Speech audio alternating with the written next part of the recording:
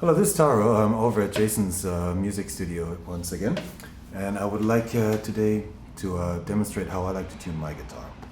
I have a guitar here, a rather nice one for that purpose, and the note that I like to tune to is the note A. Many people like A, many orchestras tune to A, and if you're like me, you'll be carrying an A on you all the time. This is a pitchfork or a tuning fork that's tuned to A, and you want to start with that. And then what you want to be doing is, especially if you're starting out with a guitar, is you want to translate that pitch that you get from the source into something that you can easily hear on the guitar. It may sound simple, but it's actually sometimes a little tricky. But what helps with that is just sing it to yourself.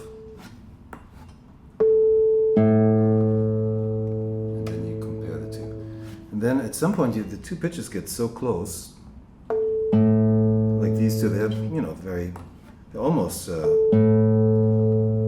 sync. But you get a little bit of this undulating quality, which to the professional is known as beats. And you want to clear those out.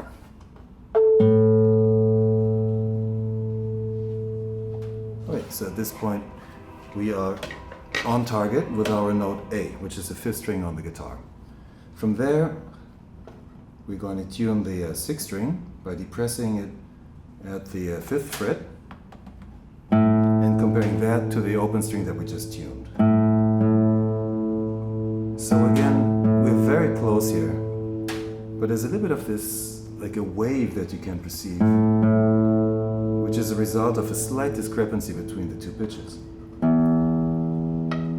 Now the eighth string had to tune it up a little bit, which means that most likely all the strings are going to be a little bit flat, meaning a little underpitched.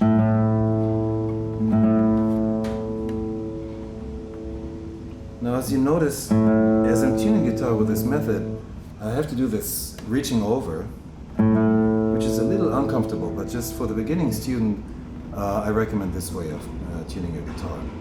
Now, the A string, the fifth string is tuned already. Now we can move on to the fourth string. So now we've tuned the sixth string to the fifth string, and the next one will be the fourth string to the fifth string. Now we have to depress the fifth string at the fifth fret, and the procedure repeats. And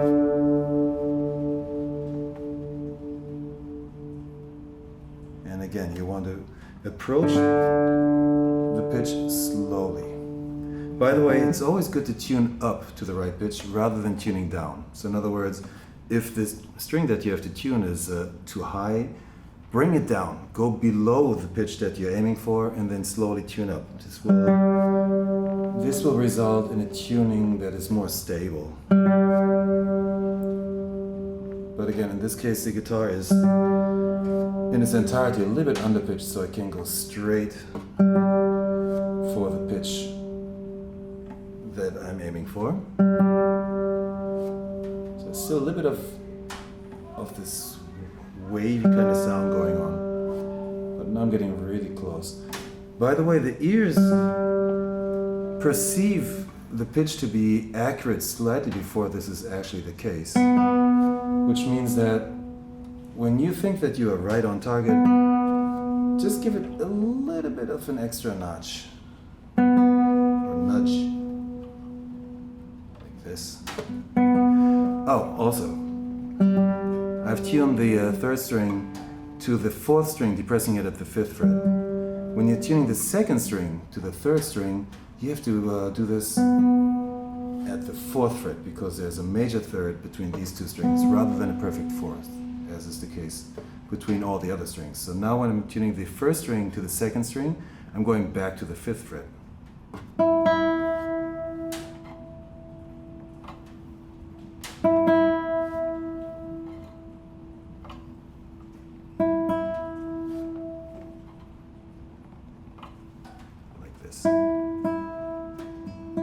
Let me give it a quick check. Sounds great. Could use a little bit of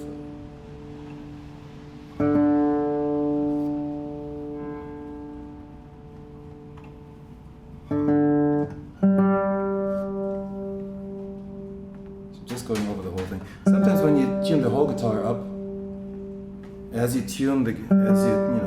proceed through the various strings, everything goes a little flat again because you're putting more attention on the guitar.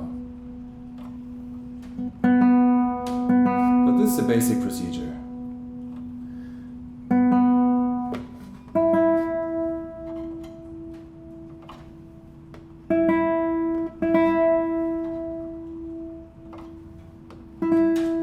There we go. And then as a final check, play an E major chord,